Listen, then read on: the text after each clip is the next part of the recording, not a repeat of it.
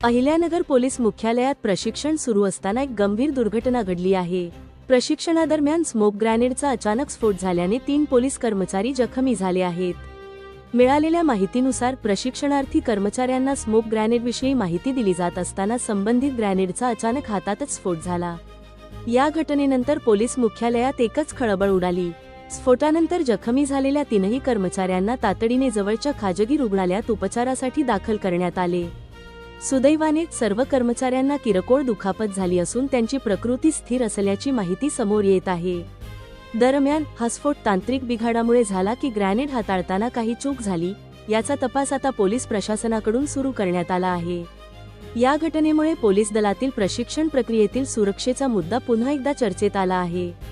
या प्रकरणातील पुढील अपडेट्ससाठी पाहत राहा CG न्यूज महाराष्ट्र। अहिल्यानगर प्रतिनिधी सचिन मोकळ। कसं होतं की आमच्या दरवेळची जी प्रॅक्टिस चालते ग्राउंडला मॉब डिस्पोजलची जमा विसर्जन जे आम्ही दरवेळेस घेत असतो, आमचा सरावच असतो तो। आता बकरी ईद निमित्ताने आम्ही पूर्ण जिल्ह्यामध्ये तो सराव घेतो। इतर ठिकाणी पण सगळ्या ठिकाणी जमाव झाल्या, विसर्जनचा प्रॅक्टिस झाली आमची। आज RCP 1 आणि 2 QRT यांचा संयुक्तरित्या आम्ही सराव घेतला।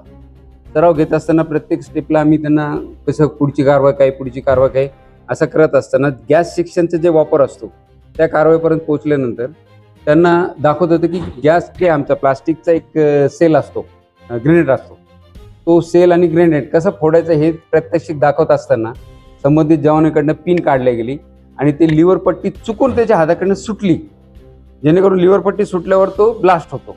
फेकल्यानंतर थ्रो केल्यानंतर तो ब्लास्ट होतो आणि चुकून त्याच्याकडनं सुटली आणि ते त्याच्या हातात ब्लास्ट झाला।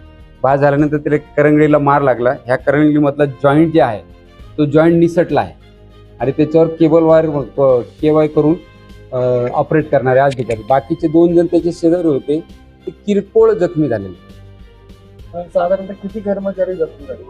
3